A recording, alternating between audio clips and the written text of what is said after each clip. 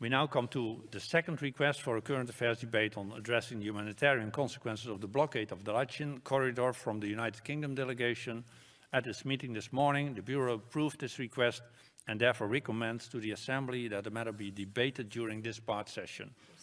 Does the Assembly agree to this recommendation? I do not see any objection. Correct, please. It's the Presidential Committee. It's not the UK delegation. I do not see any objection. I have to inform you that this was a proposal from the Presidential Committee. I see an objection. Mr. Seedorf.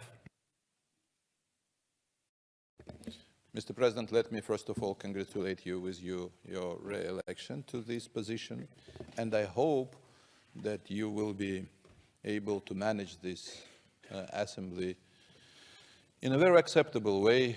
Today early in the morning we see some problematic issues which are very strange, especially for me as a member of the EC group. Mr. President of our group already mentioned about that. But I'm against this current affairs debate, of course, because this is not true.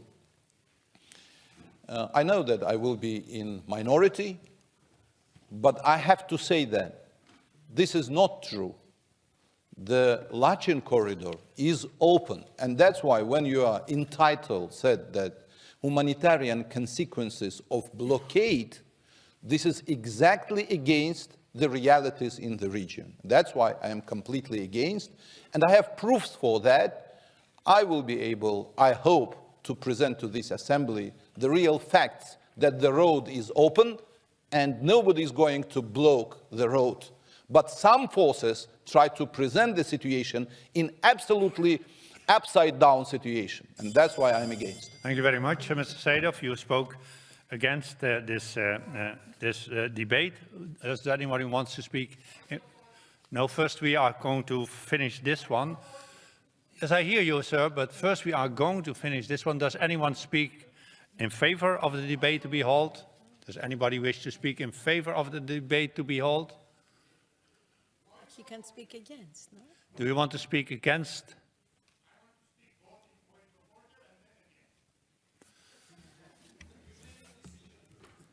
Mr. Rubinian, you have the floor for a point of order. Thank you, Mr. President.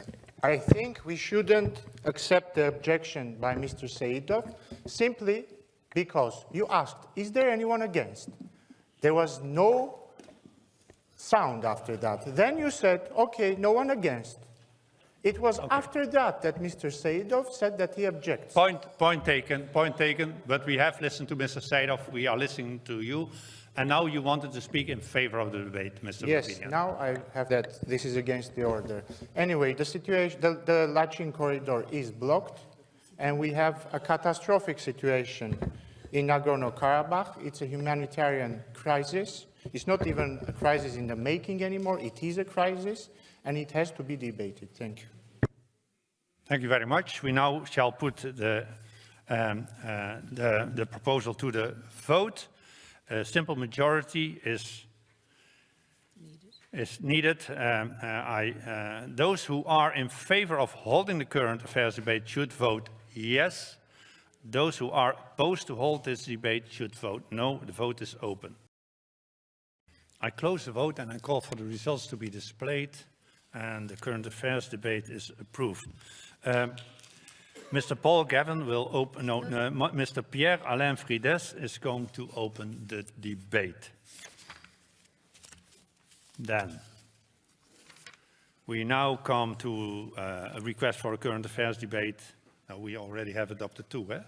So that ends the story. Exactly. So we cannot deal with a third request because we have already adopted two current affairs debates.